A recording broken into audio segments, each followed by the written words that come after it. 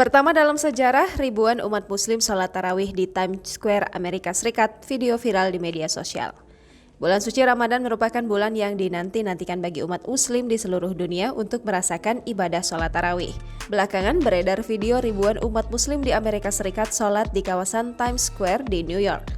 Ribuan orang berkumpul di Times Square pada hari Sabtu untuk menandai awal Ramadan.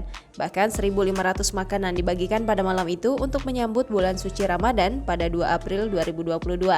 Ini disebut menjadi sejarah, di mana Times Square jadi tempat berbuka dan sholat tarawih bersama.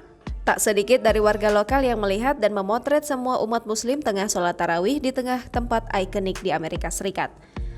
SQ sebagai penyelenggara menyebut jika gelaran sholat tarawih di Times Square dihadiri oleh sekitar 1.200 orang.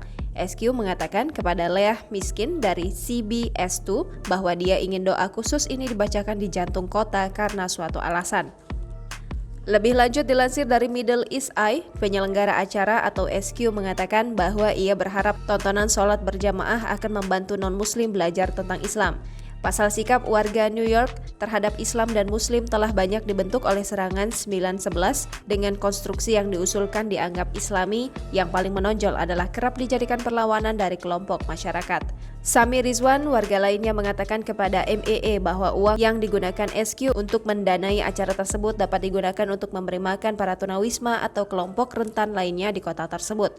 Pelaksanaan sholat tarawih di Times Square itu pun tentu menyita perhatian masyarakat luas di seluruh dunia. Bahkan potret serta video kegiatan tarawih ini pun sudah tersebar di media sosial. Tak sedikit pula netizen yang memberikan komentar pro dan kontra akan kegiatan tersebut. Jangan lupa subscribe, share, komen, dan like ya!